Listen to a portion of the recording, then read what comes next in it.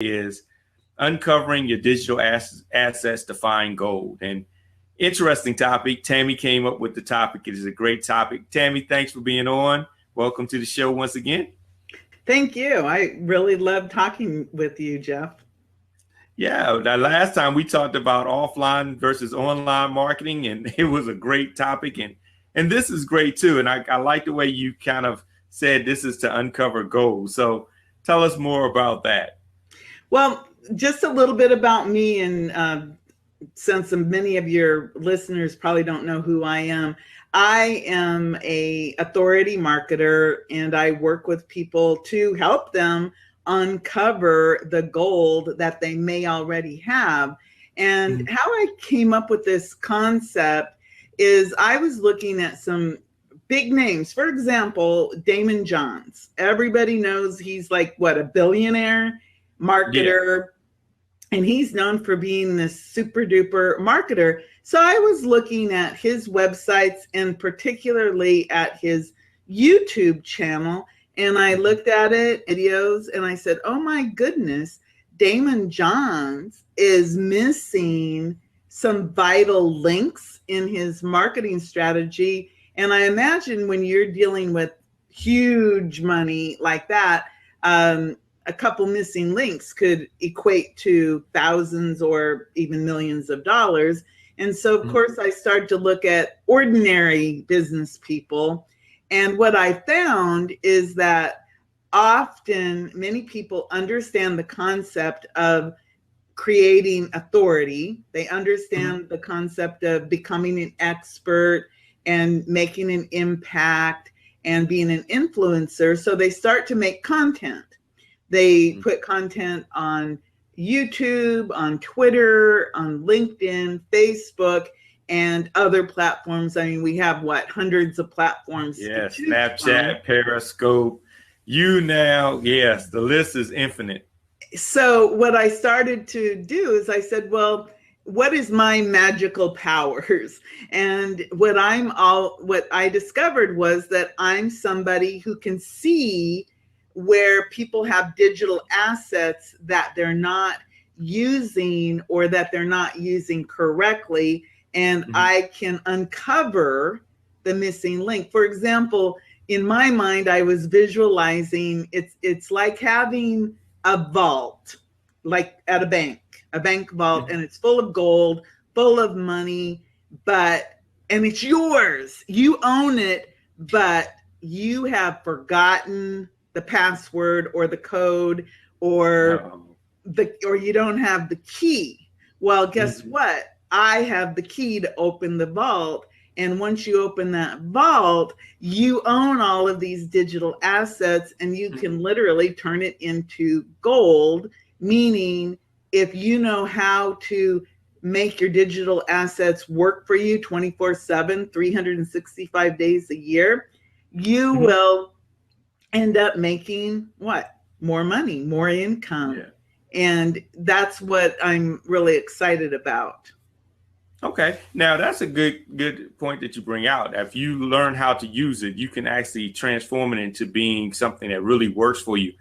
I think one of the challenges I've found when working with businesses and consulting them on their strategy is the fact that either and this is usually the case, they get overwhelmed with so many assets and trying to do so much so quickly that they never master anything. So they're, what do they call it? Jack of all trades, master of none type of thing. So yeah, they go out and I gotta be on Snapchat. I've gotta be on Twitter. I've gotta be on this, that, and the third, but they never really get a sound strategy for each, or they stick with one and they stick within that bubble and go down with the ship if that particular asset doesn't produce as they expected. So they may say, well, I've heard Facebook is working. We're just going to stick with Facebook. That's all we're going to do. So how do you get that good balance, that good blend, or even recognize which ones you should even consider utilizing? Well, what you just described are some of the biggest mistakes people make. So one of the things is you have to know who your ideal client is in the first place. Who's your ideal client, your ideal prospect? if they are not hanging out on Facebook, but you're putting all your energy into Facebook, well, guess what? You're in the wrong fishing hole, for example, and you're not going to catch anything because that isn't where your people are. And a lot of times you have to look at, for example, Snapchat. Who uses Snapchat? Well, a lot of younger people use Snapchat, but if you're talking to people age 45 and up, they may not even use Snapchat. So you have to know who your ideal client is, where they hang out. And then you also have to understand that LinkedIn, for example, is an example where a lot of people kind of shy away from it. They'll say, oh, the only people on LinkedIn are my competition. Well, that's number one, the wrong attitude to take, because a lot of people who you perceive to be your competition really are your referral partners. And the beauty of LinkedIn is that you can actually download your list of all of your people that you have on LinkedIn and pull them over into Facebook and make a custom audience of those people, and then start creating retargeting or remarketing campaigns. And that's an example of a hidden asset that many people are not even aware of yet. And that is using retargeting to talk to the people who actually already, for example, visited your website, yet they didn't do anything. But yet you can make a custom audience and start talking to them and providing content to them on Facebook or LinkedIn or even via Google. And you can like chase them around the web. But one of the things that I really focus on are people who, like I said, they make content, they have blogs, they have a website, they have Facebook. And for example, let's say that you make a video. Some people, what do? They upload it into YouTube and that's it. It's called 1234.mp4. They don't understand that, number one, you have to have an optimized YouTube channel, meaning you actually have to take the time to go in and create a channel that has your image at the top and that is connected to all of your Facebook, your Twitter, your LinkedIn, your Google Plus and website, all of that. Those are all digital assets. For example, you have quite a following on Twitter. That is a digital asset. And I see on the screen that you're using your Google Plus, your LinkedIn and your Twitter and your YouTube, your marketing, your Mr. Marketology, right here. And those are all digital assets. So the big thing that I see is that people don't realize that they have the keys or the combination to the vault. They just don't get that there's a lot of work involved. And a lot of times it's not so much money as it is time and education to understand how to make these connections. And that's where someone like me comes in and I say, oh, look at this. We can do 1, 2, 3, 4. Here's the plan. And let's go out there and start turning these assets into money. And I want to go back to the video. Videos are such a huge digital asset because, for example, let's say that you're doing Facebook Live or Google Hangouts. So if you wanted to turn this interview into a digital asset beyond whatever our interview time is going to be, it's going to be 25 minutes to an hour. I don't know. It could be longer the way I talk. But so what we could do, and everybody could do with any video or any interview, is transcribe it. So then we have it in writing, and then we can make blog posts from it. We can chop it up. We can make Twitter posts, Facebook posts, LinkedIn posts, and we can make this have a lot longer life. I can write a press release, or you could write a press release, but I am going to write a press release and say, hey, I was interviewed on this show, talk a little bit about what we talked about, and then I'm going to submit it to a premium press release service that's going to go out, and it's going to get picked up by ABC, NBC, Fox, CW, and Miami Herald, and the Boston Globe, and all these other digital formatted magazines and medias. And that's going to help send traffic or people, I like to call it people, back to either watch the interview or back to you and me. So that is, again, a massive digital asset, because often you get 400 or 500 different media outlets to pick up the article, and who knows who's going to read that. You know, I know many people who they'll get a call from someone who they'll say, oh, I read the press release about you. Will you help me, or can you help me? So, and that's true. Yeah, I've heard from some things written years ago where people will come back and say, hey, we read this article, and that was 3-4 years ago, but it was relevant to them at that time. So that is definitely one way that it does turn into gold. Right. And another thing about especially Google Hangouts, think about it. Google owns YouTube. Google loves Hangouts because it's a property of Google, and they like to show off what they have. So this interview will get picked up in the Google search engines as and it'll show up under whatever you have it listed under. And again, it is a digital asset that you can turn into gold. It is just a matter of realizing that every interview you do, and think about it, the opportunities for the average ordinary business person exist. You can be interviewed on your local radio. You can be interviewed by local newspapers and magazines. You can be interviewed on online radio or podcasts about your subject area. You can be interviewed for magazines, online digital magazines. Every one of those opportunities is an opportunity to talk about it in social media and share it with your people who follow you.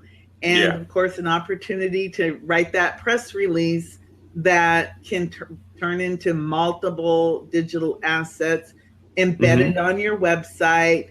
So everything that you do in terms of content can be multiplied, 10 times, 20 times, 400 times, and your online footprint grows. And again, every time you have one link on Google or Bing or Yahoo, that is a digital asset. And often what happens is, for example, and I'll use this show as an example because I think it's a really good example, is that we would do the interview, say, thank you, see ya, and it goes out and we do nothing with it. This is what happens with many people. They don't ever use their interviews, or maybe they get on TV and they see that opportunity on TV. I know many people who were on Oprah back in the day, or they were on ABC or the Today Show or Good Morning America, and they say, well, I didn't get anything out of it. And it's like, well, you want to know why? Because you weren't ready, and you didn't have a book, you didn't have an offer, or your website crashed. Like, how many shark stories have you heard when people go on the Shark Tank where they said, yeah, we got on the Shark Tank and it was a real bomb because our website broke. Too many people, because they were not prepared for that influx of of all of those people. So I think it's really important that everyone looks at everything they do, everything they write, every interview they do, every video they make. First of all, they acknowledge that is a digital asset. And then, of course, it has to be optimized, redistributed, and shared. And then you have to brag about it a little bit because it is Yeah. newsworthy.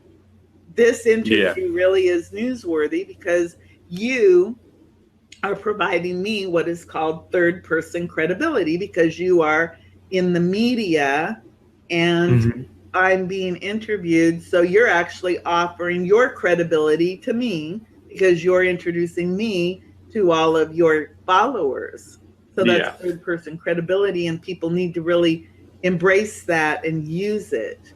Yeah, and it goes back to what you said about LinkedIn. They're not competitors, they can be collaborators. Yes. Because with that, you can leverage your connections on LinkedIn to do interviews like this, talks like this, partnerships, and so forth, and reach out to not only your base, but their base as well.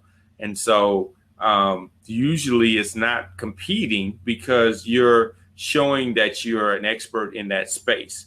Yes. So that third party credibility is huge. And one thing I want to add to what you were saying is, first of all, having, like you say, having a plan, thinking it all the way through before you get started. And then second of all, taking action quickly.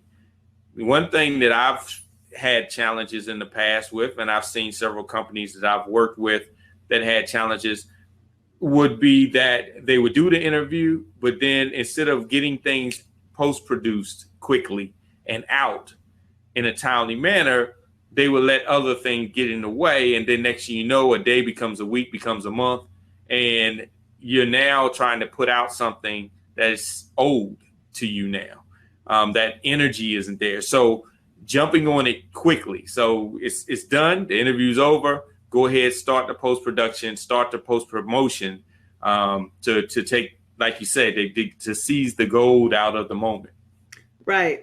And another thing is, even if you, let's say that you did an interview, and if the content is still good, is evergreen, don't say, oh, well, I can't do anything with that now. Go ahead and, as like I said, as long as that content was evergreen content and it still pertains to today, go ahead and go and get it and share it. For example, I know that you and I reconnected because you reposted our interview a little while ago, and I was like, well, yeah, what we talked about was still pertinent and good and evergreen, and it reminded me of you, of course. And so I said, hey, I have some more good information to share, but that interview that we did before is still relevant today, so I could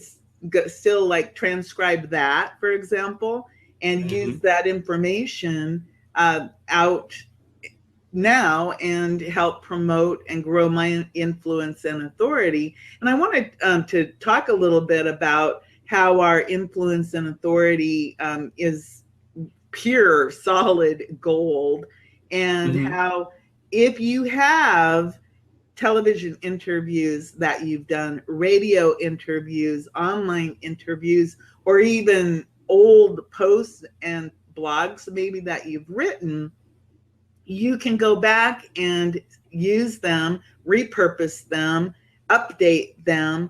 And there's I'll give a couple ways that you could do it. Number one, you can go back and you can actually transcribe them, and they could become a blog post, or they could be part of your next book, or a book. Because, for example, with Kindle, you can actually put out what are called short reads, and these are books that can be read in 15 minutes or less.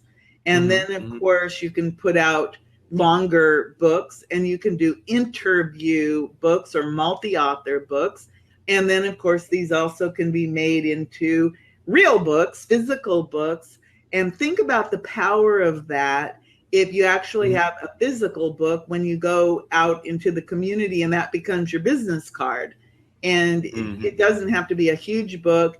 And then a lot of times you can become a best-selling author on Kindle. That's another really phenomenal way to create solid gold as an influencer, because then you're introduced as a best-selling author, and that, Yes. of course, elevates your status. So there's just a lot of ways that you can find your digital gold.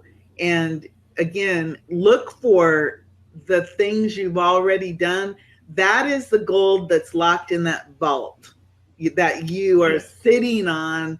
That is so, it's like sitting on $1 million that you don't realize that you have. Or there's the story where about the being 3 feet from gold, where you're out there and you're doing everything you can, like you were talking about. People try these different platforms. Well, I'll try Facebook. Okay, you do it a little while. Oh, that didn't work, so you stop.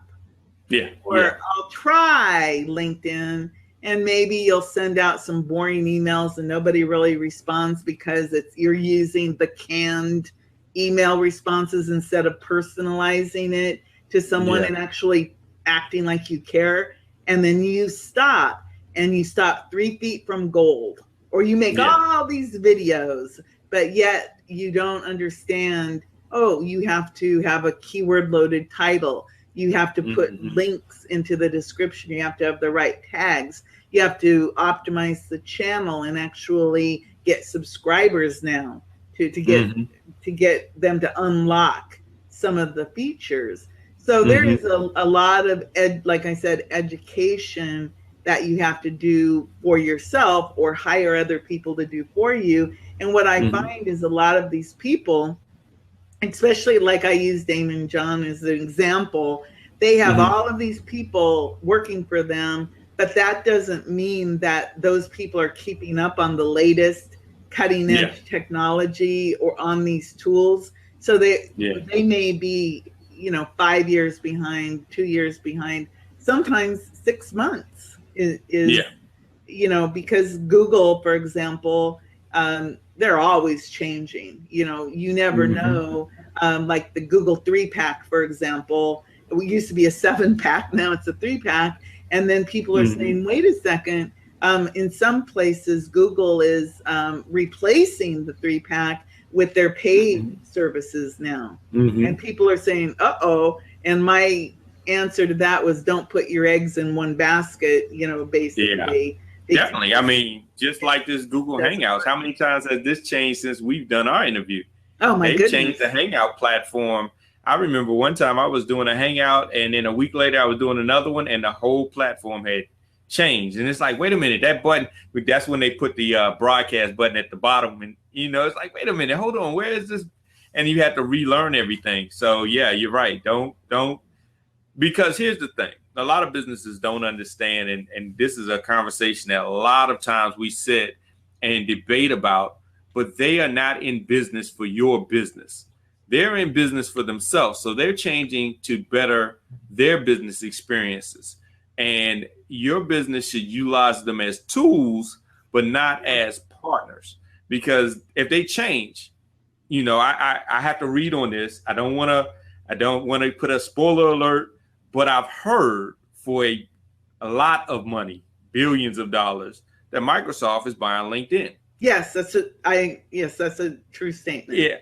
Yeah, I read the article and I was like, I need more verification, because that's huge. Because you can guarantee if Microsoft buys LinkedIn, LinkedIn is going to completely change. They are going to change it, and it's not going to be the LinkedIn that you know now. Because Microsoft and LinkedIn, they have different ideals and goals and so forth. So be ready for that.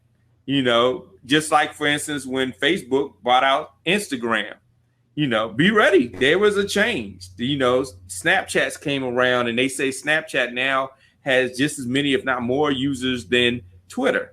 Well, they're about to change things because they have more people and more people's needs that they need to fill. So they're going to change. And if you're just used to, we're doing it the way we did it, like I used to hear when I was designing websites, we did it 20 years ago, well, 20 years ago, there weren't websites like they are now. And so if you're living in the past and you're still doing that, you'll get left behind. And like Tammy was saying, 6 months in digital is a long time. Things change a lot in 6 months. Oh my goodness, it is crazy. But like I said, it's really important for people. Number one, I have some clients back 5 or 6 years ago. I told them what they, it was like, you need to start thinking about Facebook. And Facebook is not something that you should say, oh, I'll let my son do it, or my granddaughter or my relative do it, because it is not just about posting stuff on Facebook. It is a marketing tool. And a lot of people, I know that, I think when I started, I was charging something like $25 a week to handle their Facebook. And in their mind, they're thinking, oh my God, $25 a week for just posting stuff. And they didn't get that I was putting out a marketing plan. And it's really interesting because just the other day, the restaurant, who I think was my very first client, I made them, that was what I built them. It was a Facebook page and a Google, local Google Maps listing, and they don't have a website. Their Facebook is like their website. Well, they just sold that restaurant. And what do you think the new owners did? The first thing they did was they contacted me to find out how to leverage that Facebook, because they saw how it was set up to show the food with images and videos and the specials and how people commented. And so the difference between the first owner, who didn't even acknowledge that it was worth anything, and now the new owners, it's night and day, because the new owners go, whoa, we're going to use Facebook because we want to get customers into our restaurant every single day. And they're just going to town using that Facebook, and they're getting all kinds of interaction, great reviews. And of course, guess what else? They're filling the restaurant with people eating. And in Florida right now, as we speak, it is what is called the off season. So to have a restaurant full every day is huge, because they're using Facebook in the right way to attract people to come in. So that's really, really important. But again, it's really important. And I actually have a gold formula that I wanted to share. I've had a lot of fun with this, how to turn digital assets into gold in 24 hours or less. So my gold formula is G for gold. The G is to go out and gather up your assets, go see what you have. So gather is my G. The O is, of course, online. But I want to preface that the O of your digital assets, look at some of your offline assets that you may have. Go look at, what are you doing in the newspaper? What are you doing on TV? What are you doing on radio? What are you doing in magazines? Are you connecting your digital gold to all of what I call your old school media? If not, you must connect it, so that you're bridging the virtual world and the real world. My L is leverage. You want to leverage, like what we talked about. Take all your assets. If it's newsworthy, do press releases about it, both online and offline. And then D in my gold is distribution. And again, the press release system is part of distribution. Get those videos shared on all the social media programs. For example, this Google Hangouts, I'll be sharing it in all of my groups. And I know you've already started tweeting about it, because you're a big tweeter. Is that what they You're a big tweeter. I don't know. It is a tweeter. That's funny. It just sounded funny when I said it. You're a big tweeter. But you want, like the kids would say, you're a big tweeter head. but that will get you the digital gold. And I am really serious about this. When you start to realize that all of this stuff that you've been kind of doing, whamby-pamby or whatever that is, willy-nilly, where it's like, oh yeah, I've got some blog posts over here. Oh yeah, I did some videos over here. And oh yeah, I was interviewed on TV, but I didn't get anything from that Oprah appearance. You've got to gather it up, put it together, and make a system. And what you'll discover is that you have a much larger online footprint than you realize. And you also will understand that you are much more than you ever realized. And I want to offer this. I'm also a Silva method instructor, which means I help people use more of their mind. And I do an exercise with people when I work with them and coach them. And it is real simple. It's asking yourself a question. Who would ever listen to me, and why? Why would anyone ever listen to me? And then you go and you start to, go look at your resume, go look at your digital assets, go look at all of your successes. And all of a sudden, you're going to realize, oh my goodness, people really should listen to me because I do have an authority. I do have an expertise. I did this exercise for myself just the other day, and it was really eye-opening because I realized I hadn't claimed for myself some successes. Last year, I developed some products. One was a video marketing agency. Another one was Mobile Wizard, which was all about mobile marketing. And then another one was called Website Hero and Website Hero Expert. And then another one was about how to use video marketing to make $4,500 in a day. And those products, a couple of those were sold with somebody else, and we sold thousands of them.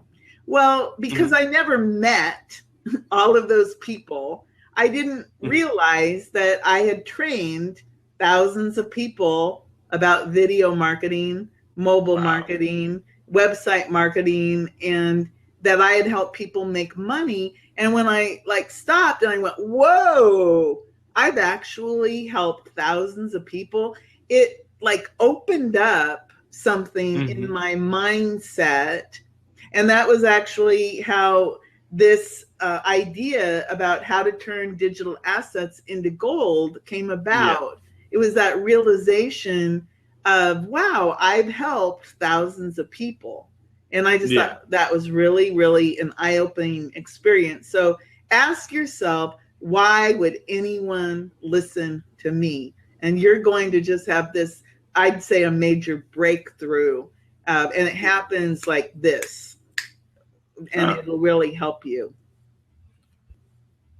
Yeah, I know a lot of times my sister will tell me that she'll say, well, you're a lot more of an expert than you give yourself credit, because you're so busy just doing the work. You don't really think about that. So you don't step back and look at how you added value. You're just consistently trying to find new ways to add value. And, a lot of times I'll hear how people really enjoy these type of interviews and how people really enjoy some of the information I pass and the ways that I've helped businesses grow. And it's, to me, just doing my job. It's doing what I do, but I never really took that time, and I need to do that. Take the time to step back and say, okay, this is what you bring as value to the community. And this is why they should listen to you, versus saying, well, I'm gonna throw it out here. Hopefully somebody will listen to it. Somebody will like it. And everything doesn't have to equate to how much business you get.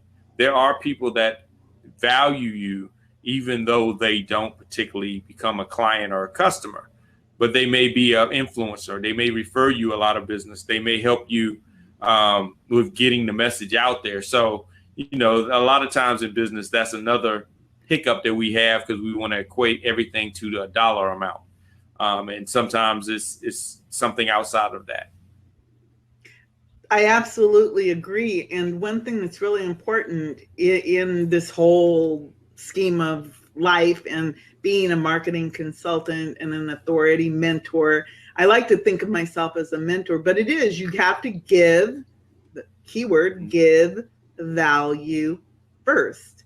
And when you give value, and again, without the thought of return, because often when we offer value, there isn't that immediate return. I always call it planting seeds.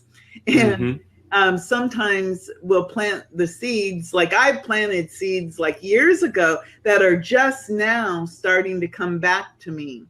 And it's like, oh yeah, I remember I did that, or I gave this, or I went out and I spoke and offered a lot of high quality value to the community. And then somebody all of a sudden will remember you, or maybe you'll get a referral from them, or sometimes you'll sit with somebody and give them hours and hours of your time, and then they turn around and say, oh yeah, well, I'm going to have so-and-so do this work. And you're like, no, heart falling. But then all of a sudden the law of reciprocity kicks in, and that person who you thought, screwed you over, turns around and refers you to someone who turns out to be a superstar client. And it's way better than you ever imagined, because who they referred you to, is the perfect client, the one who pays pays for the value and really believes you're valuable. And then it goes from there.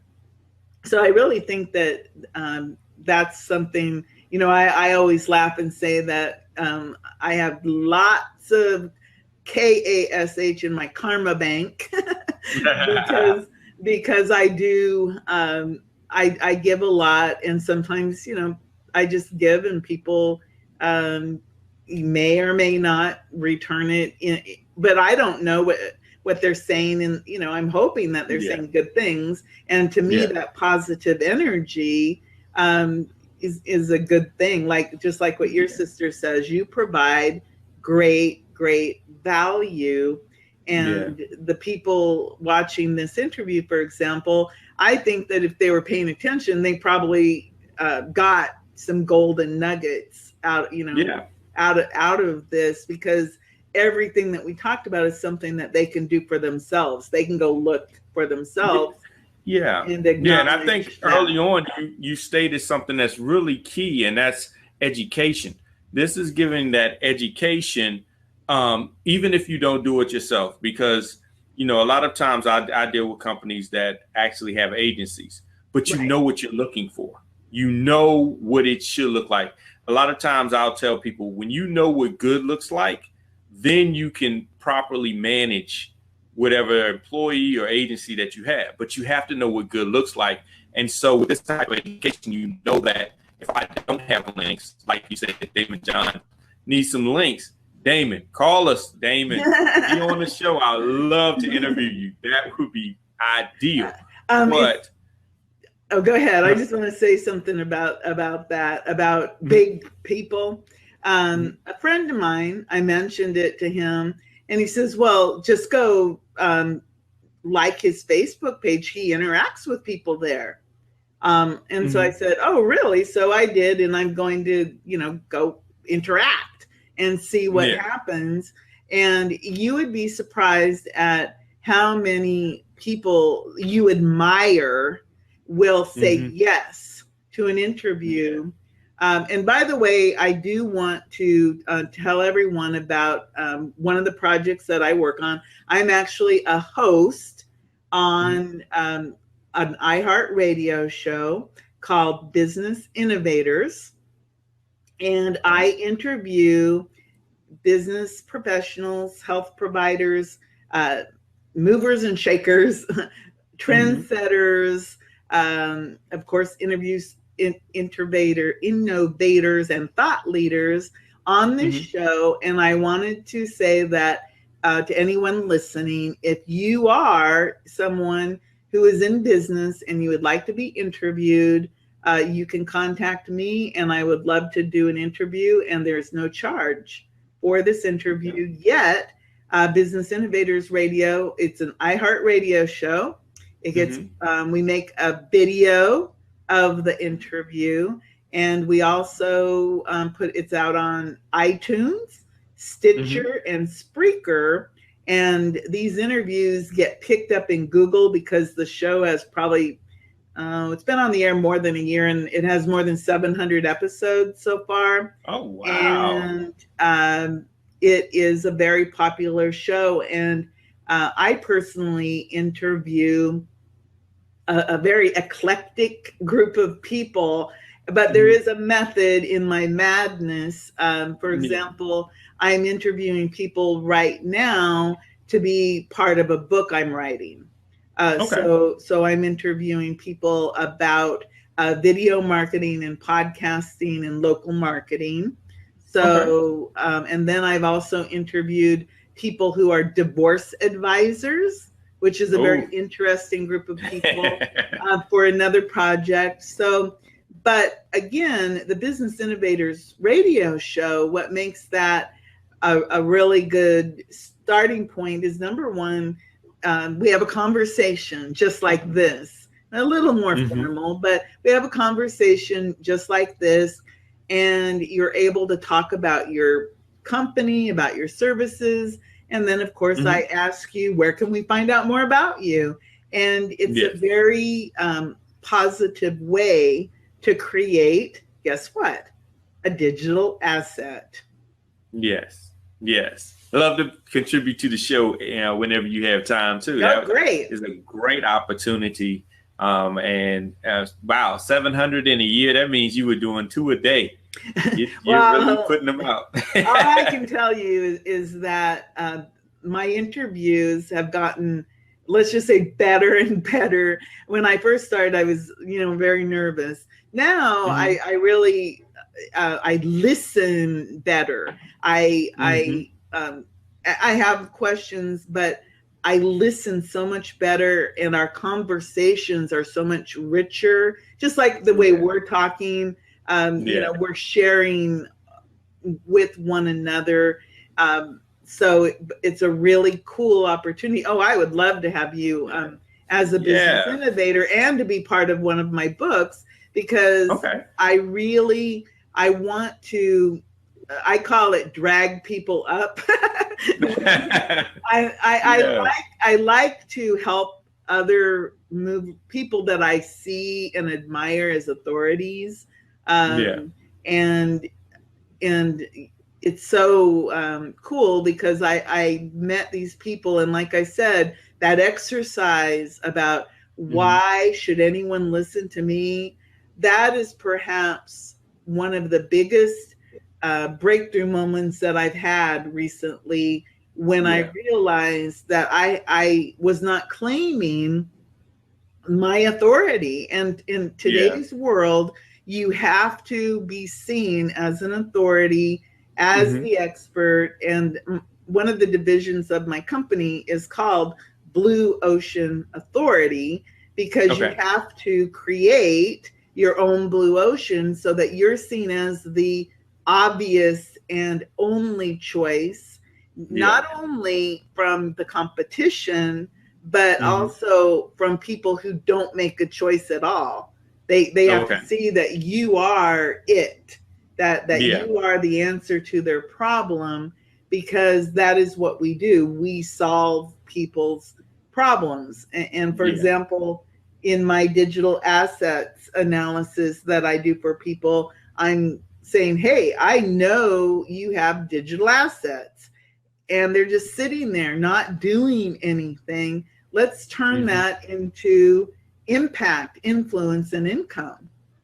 And once people realize that they really do, it's like that vault opens up, and there's all the gold and the diamonds, and you're sitting there going, wow, I've been sitting on this stuff for how long? Yeah, You know? yeah. It's sort of like you're taking them down the yellow brick road so they can get to the wizard. It's like, Right. okay, here's a couple of steps you need to take. We're going to go through that sleeping meadow. We're going to go through this. We're going to go through that. We'll show you. We're going to expose everything. And now that you know, now you can take better informed action. And so, and you're right. A lot of those assets are right there. You've already started. It's just you haven't finished. And that analogy of 3 feet away is so true. You're just one more action away from making it successful. But if you keep on doing what you've been doing and not really looking at it, kind of blindly swinging the axe, it's hard to hit your target. So, you just need to be a little more educated, and then you can put your resources in better places. Right. So, I have an acronym for that one too. LEAP, learn, engage, apply, and prosper. Because when you learn, of course, you get all this really good information. But if you stop there, who cares? You have to engage with what you learn, and you have to apply it, meaning you have to take action. You have to do it. And then, of course, what follows when you learn, engage, apply, prosperity and abundance. And again, this isn't always about money prosperity. This is about spiritual prosperity and abundance. It's about the whole. Yeah. Because we can't separate our business and our self, because it all starts right here in our head about how successful we are. And this is a very eye-opening thing when, because many of us, we just produce, but there's no plan. Like you said, there's no plan behind it. And so we don't get why we're not getting anything back. Well, because maybe we forgot the call to action. Maybe we forgot to put a buy link in it. I've actually watched as people stumble through creating their what they call marketing funnels, and often they forget a call to action. Hey, go here, do this. People need that, or they forget to put the buy link in, or even think that anyone would even pay for it. I mean, I'm guilty of that, and I find that sometimes people, I'll put a bonus, for example, to a product. They don't want the product; they want the bonus. I've had people write to me and say, "Can I just get your bonus? How much is that?" Wow. And what that told me is that people want real, they want actionable things, and they want it to come from somebody who's actually done it and not just talked about it.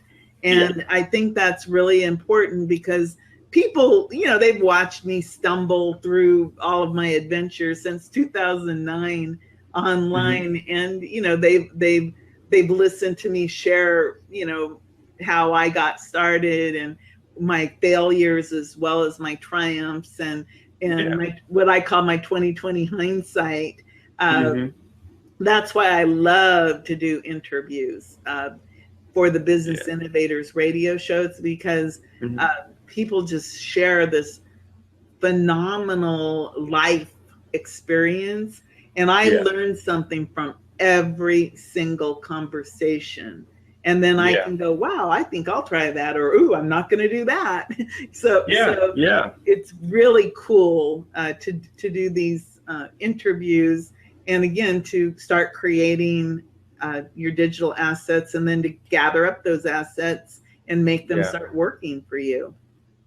Yeah, I mean, I feel the same way. I learned so much and build such good relationships with these interviews. It's a little selfish because I am here to learn as well. And you learn so much. And like you were saying, even with the failures, because that's what teaches you. Somebody that always wins, they don't learn much a lot of times because a lot of times they take some of the elements for granted. And so they don't even look at this is why I won. They just look at I won. But failure, you have to analyze what went wrong. And then that helps you learn what not to do and how to perfect it, and make it a better process. So, you learn not all failures have to be your failures. So you learn from yours and you learn from other people in these interviews, things that went right, things that went wrong, and things to think about. I mean, like after this interview, I'm going to have to go back and look at my assets because I know there's some stuff missing. There's not enough time in the day, but it's not about tackling the whole elephant. Like they say, how to eat an elephant. It's not about tackling everything in one night. It's just about getting started, taking those steps. And then sooner or later, you're going to have more elephant eaten than you are not. So right. That's the thing. Yeah, it is. Baby steps equate to huge leaps. And it's just like losing weight. It's not about, what it's exercising a little bit, eating the right foods every day, just little baby steps. And then all of a sudden, boom, something happens. Because tell my trainers about baby steps. I say, you need to tell my trainer that it's baby steps. Matter of fact, tomorrow morning when I go to the gym, that's exactly what I'm going to tell him. Look, it's baby steps. Well, physical training, I imagine there are some different methods on that, but any step is better than procrastination or perfectionism. I've actually had some fabulous conversations with people about perfectionism, because how many people do you know, and this can apply to business or marketing, they have not started yet because they're still I have to learn some more. I'm not an expert. I don't know how to do this. I mean, for example, think about when you first started doing the Google Hangouts. Did you know what you were doing? No, not at all. You just said, hey, I'm going to try out this new platform. And no matter what happens, like, for example, today we were having some audio challenges. Did we give up? No, we messed around with it until we figured it out and it started to work. And it was little baby steps about that. And then as you get better and better, pretty soon it's boom, boom, boom, boom, boom, boom. The same thing happens with our digital assets. And if choose something that you can do. And again, I love video.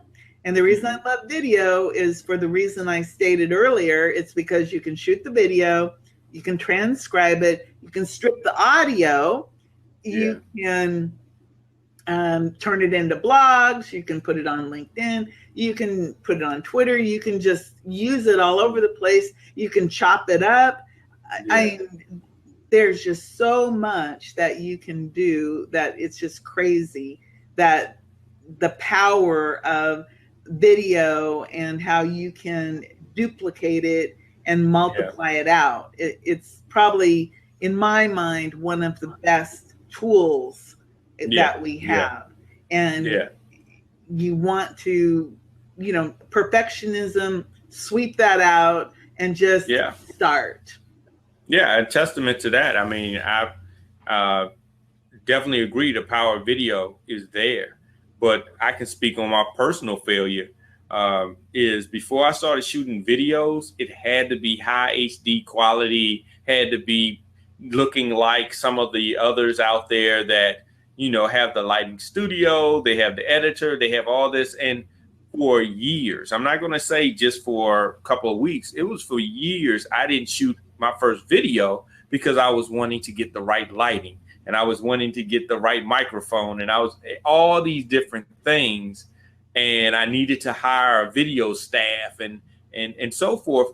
But it was as paralysis by analysis. And it was just perfectionism. I've heard from somebody very wise that said perfectionism is an excuse to procrastinate. And usually you just use it and say it's not good enough when it's well over good enough. Because the majority of people are not going to turn this off by saying, you know what, I just didn't like the way the video looked. I'm going to turn it off because it wasn't 4K. It wasn't the highest of quality of video. They're not looking for that. They want the content. They want the information. That's what's the value. So I laugh because when I first started, I had a Kodak ZI-8 camera, and I would go outside. I live in Florida. It's hot. Well, it happened that I didn't have air conditioning anyway because, it was 2009 and I was BROKE. So I'd do my video outside. And at the time I had some roosters. And every time I'd start to talk, the roosters would crow. And then I had my cats, of course, would come, and pretty soon there'd be meow, meow, or they'd start rubbing on the camera tripod. Man. And of course I'd be perspiring, and I'd be saying, Facebook is not a fad. You can still see these online, by the way, and don't go look. I look very, very sweaty. But so what I started to do to incorporate the reality, because I didn't have any of those things that you just mentioned, I started to say, hi, this is Tammy down on the farm. And so then when the roosters would crow, it kind of became fun. And then I have another one. I had a horse and she passed away, but this horse, I'd stand there and she'd get behind me and the horse would move her lips. Oh, wow. As I spoke, she'd I don't know what she was doing. So that could have went viral easily. But the horse is back there moving her lips. I'm going to have to find that because it's hilarious. And I'm talking about, online marketing, and this horse is in the background, like blah, blah, blah, like this. And it's so funny. She is photobombing you. And then I have some where the video is because the cat's rubbing on the tripod. So of course the camera is going back and forth because the cat's rubbing on it. So, and again, like you said, all I knew was I had a goal, and the goal was I wanted to quit having to drive an hour and a half each way to go to work. And I wanted to become a full-time consultant. And I started in May of 2009, and I actually became a full-time consultant in November of that year. And the funny part about that was that it wasn't because I was ready to quit the job. It was that they laid me off. So the beauty of it was that I had 6 months, and I had by then 3 or 4 clients. And as soon as that job ended, boom, I could devote 24 hours a day to my new business, and my income tripled in 30 days. So, so through that, misfortune of getting laid off, it was actually the best thing that ever happened to me, because I would have probably kept saying, I'm not good enough. I'm not ready. I need another client. I would have kept hanging on to that security, even though it was very taxing, 3 hours a day commuting. And so, I saw a beautiful graphic the other day. It said, perfection is stagnation. And I saw that and I said, you're absolutely right, because if you just take action, and it's like the universe says, hey, she's doing something. Okay, let's help her. And it's like good things start happening. People show up who you need. A client shows up. When you start to just say, okay, I'm going to just do it. That's when things start coming to you. Yeah. Really a positive thing. Yeah, and that's true. My trainer says it all the time, that he hears so many people talk about how they need to lose weight sitting on the couch, and they never go to the gym, they never do anything, but they say, I need to lose weight, and guilty. It just doesn't happen. You have to do something. Yeah, you have to do something. But and that's the way life is. I've always lived by this in my life, that God opens up doors, But if you don't take those doors and opportunities, sometimes he closes the doors and opens up a window and throws you out the window. And that's what happens with a lot of entrepreneurs. You end up losing your job, and it forces you into doing something that you've been dreaming of doing for years and just never took that step because you saw the opportunity, but I'm just not ready.